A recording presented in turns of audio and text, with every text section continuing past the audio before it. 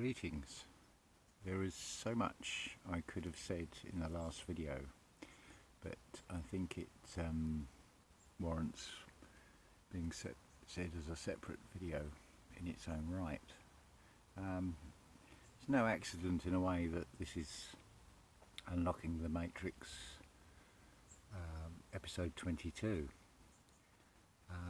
because that was part of what I wanted to talk about. When we think 2 and 2 is 4, what do we have here? We have a forehead. Now when you think about the descriptions of angels, now regardless of whether they're good or bad, they're described as being four-faced. Well, if we had four faces, metaphorically speaking, not so much in the physical, we would have all-round vision, and then we would see real news, not what the media throws at us, because we'd see in all directions. We'd encompass ourselves.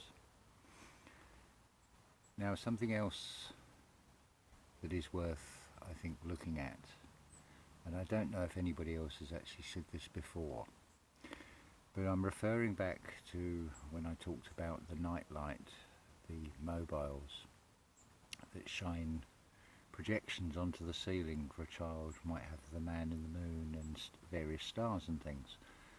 Well, when you look at the nature of things, take for example lightning, most people think it comes above and comes down. It actually reverse arcs. It starts off coming from Earth, the natural energy grid of Earth, and it arcs upwards, and that's why you get that lightning flash. Well, what if the sunlight and the moonlight are exactly the same things? Now if you think about light and white, it is the absence of colour, it reflects back, whereas black absorbs all colours. So this is probably why the nightlight, the moonlight, it feels colder.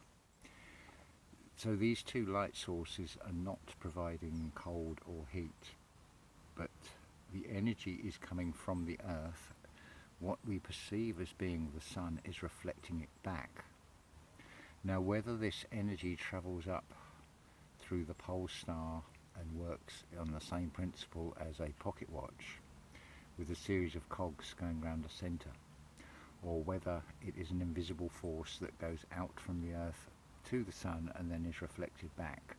I mean, the objection my mother raised earlier to this was about the intense heat, and she certainly believes in this 93 million mile away exploded star. But considering there is also the magnification, the Magdalene, the magnet, and that's again is something that the human body is essentially an energy and a magnet that either attracts or repels, then why not the sun? The intense heat that you feel could be this firmament, this dome. And something else that is worth bringing up, when you think of the Jewish menorah, the candles, is that not an inversion of the layers of the 7 heavens above? Because it goes back to this split of 12 as being 5 and 7 with this. We have 7 energy chakras. Maybe there is 5 above, maybe there's only 3 above and 2 lower levels. Maybe there's actually 12 in total, and we're in the 7, which is either in the middle. That would seem to make sense. We've got the 3 above and 3 below the heart, which is in the middle. So there's a few things to think about with this, and I am suggesting here that sunlight, the light source for the day and the light source for the night, the moon, the lunar, are just merely reflections. But the moon absorbs and doesn't reflect back in the same way as the sun. It is a different type of disc, because I think that is what we are looking at. We are looking at discs. Certainly with the images and the presentations I've seen from various sources, Flat Earth British I need to mention here with Martin Liedker, with what looks to be the exchanging places of the sun and the moon, which would imply that they are not balls at all, but they are discs that slide like two plates. And it's interesting as well, you've got Pluto and Plato.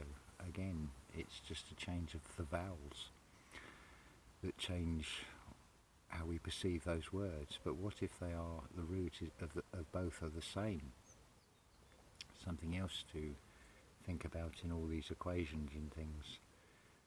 It's getting very close, and I'm going to recommend a few more channels. I'm going to put links in the description for this. Jon Levi's latest shows beyond any doubt that the history we are told is a complete lie, and it is of the very nature of the deception to use things and say, oh, this is a proposed design for a monument, where in fact they're sketches of things that did once exist that have been destroyed, but are then presented to us as being proposals and imaginations.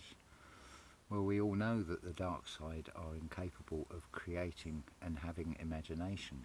They can only use what already exists. So that's a big clue with all these fake narratives that they give us, that they are just rehashing the same material over and over again. And I seriously recommend looking at this latest video by Jon Levi, because it shows far more.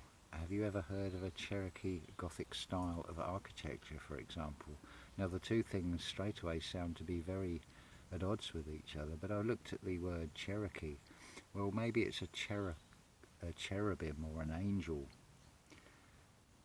and the ro is actually the Ra, so it's implying a god or a king, and the key is the old name for earth. So maybe it's an angel of God on earth is what Cherokee actually means.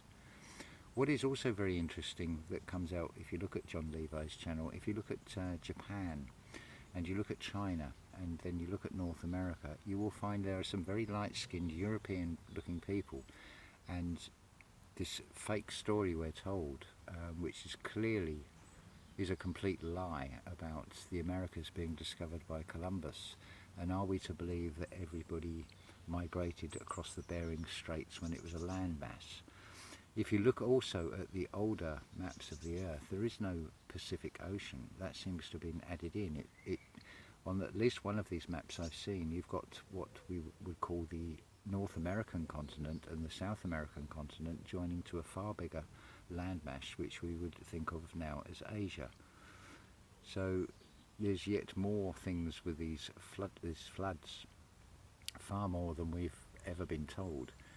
People talk about 5G as if it's something new. No, this is just the latest round of resets that seems to be taking place, or a plan for this latest reset. But it seems like there are more people actually waking up to see that we have been lied to on pretty much everything, but a lie can only exist if there is a basis of truth. It's just reverse engineering, and this plan of evil and darkness is flawed. The fact that we are using these electronic devices which were actually designed to spy on us, and we are using them to spread knowledge amongst each other and compare notes on what we are finding and coming to the same conclusions on so many things. This what is known as synchronized thoughts. It's the early signs of telepathy happening to so many of us now. So this is going to be very interesting times ahead, and in a very short period of time I think you're going to find as well. So it's all going to be a wonderful time to witness and document and be able to speak of in years to come. So I think the world is going to be very different after 2020. I mean, even that, it is said you have 20/20 vision if you have perfect eyesight. It is expressed as 6+, 6+, which does not even add up to 20, so on its own that doesn't make actually any sense. But when you understand how the things are always put there in plain sight, and what you're dealing with, which is basically pirates passing the black spot. The black spot are those screens before you switch them on.